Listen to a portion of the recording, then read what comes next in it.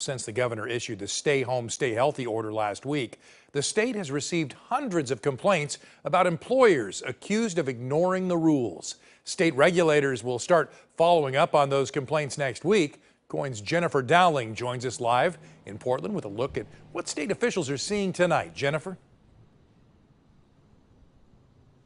Well, Wayne, regulators say that they received around 1,000 complaints related to coronavirus in just a week's time span. And while individuals have been trying to do their part to do social distancing, the state wants to make sure that employers are doing it too.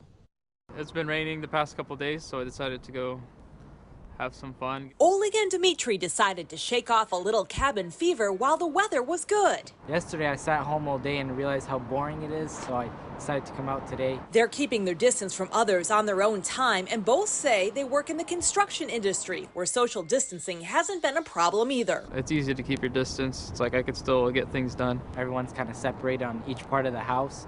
So yeah, we've been pretty distant from each other. The Oregon Occupational Safety and Health Administration says that's not been the case for all workplaces. Since the governor's executive order, we've received approximately 1,000 complaints related to COVID-19. Aaron Corvin says OSHA usually receives a little over 2,000 complaints total per year. This 1,000 complaints came down all in about a week's time span. Corvin talked about the types of complaints that have been rolling in. More recently, we are seeing complaints involving concerns about a lack of social distancing, a lack of enforcement by employers of the social distancing. Corvin says the main complaints include failing to implement social distancing practices, a lack of cleaning supplies, and a lack of means to wash or sanitize hands, including a lack of soap and water stations. Next week, we expect to conduct inspections. Dmitry says he's doing great at work, but says it's easy for everyone to be impacted by this virus in some way. So we haven't been able to find masks, and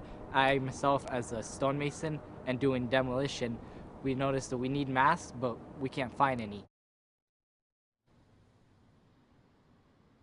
And Corvin says that most of those complaints have come in through the Portland field office electronically. He says there are 75 inspectors on hand that will start tackling those complaints this next week.